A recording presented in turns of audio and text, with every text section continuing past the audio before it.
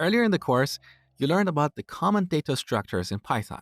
You learned about lists, sets, dictionaries, and so on. These data structures, or container types, are pretty useful and sufficient for most cases. But there are times that you want to create your own custom container types. For example, here we have this class, tag cloud. We're going to implement this from scratch together. With this class, we can keep track of the number of various tags on a blog. For example, how many articles do we have that are tagged with Python or JavaScript and so on? So, because this class represents a container, it supports various operations around containers.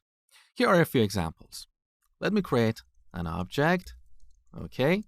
Now, because this is a container, we can get the number of items in this container. We can also get an item by its key. For example, we can get the number of articles tagged with Python. We can also set that.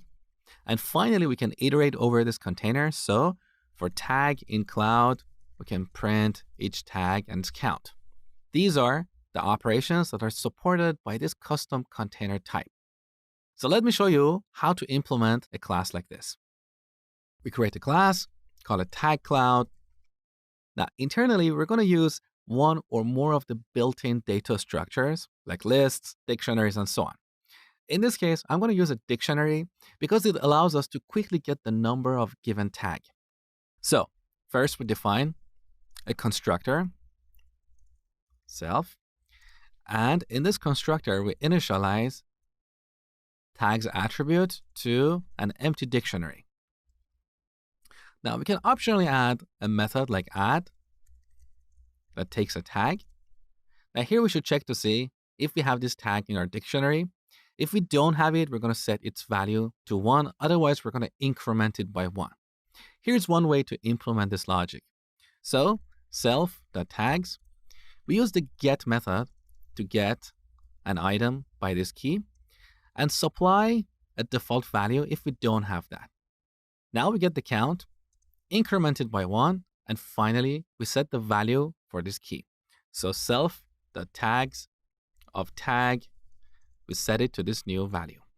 Okay, let's test our program up to this point. So I'm going to create a cloud object and then call the add method a few times. Let's add Python 3 times and then print cloud.tags. Save the changes, run the program. So in our dictionary, we have one key value pair, Python set to 3. Beautiful.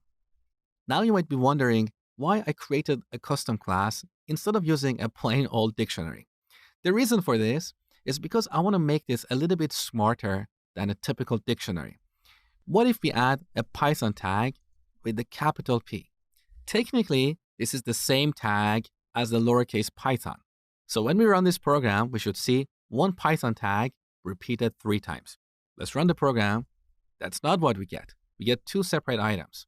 This is how a typical dictionary behaves. So in this class, I'm going to take care of case sensitivity.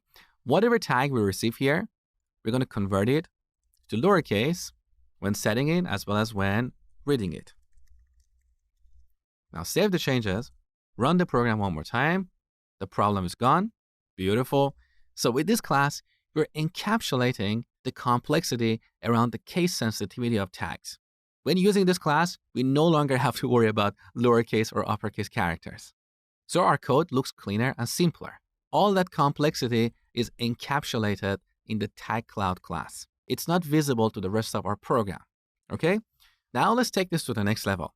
I want to be able to read the count of a tag like this using square brackets. To do this, we need to implement a magic method called getItem. So define getItem. It should take self as well as a key. In this case, tag. In this method, we're going to return self.tags.get this tag.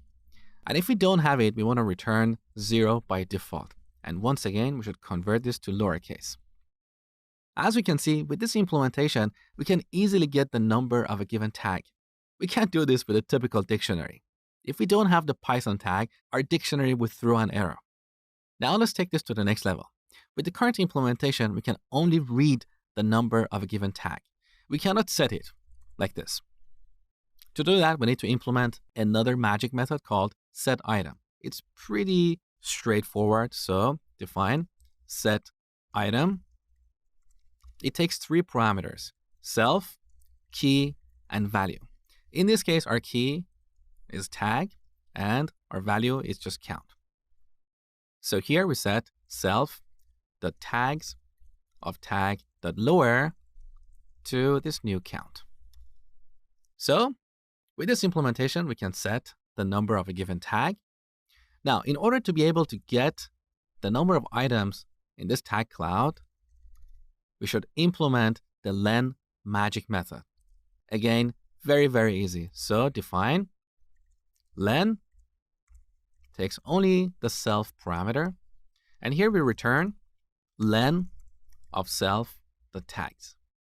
And finally, to make this iterable, so we can iterate over it using a for loop, we need to implement another magic method. That is iter. So define iter. It takes self. Now, all we have to do is to use one of the built-in functions to get an iterator object. An iterator object is an object that walks a container and gets one item at a time. So we call iter, which is one of the built-in functions. What do we want to iterate over? In this case, self, the tags. So this function returns an iterator object, which gives us one item at a time in a for loop. So we simply return it.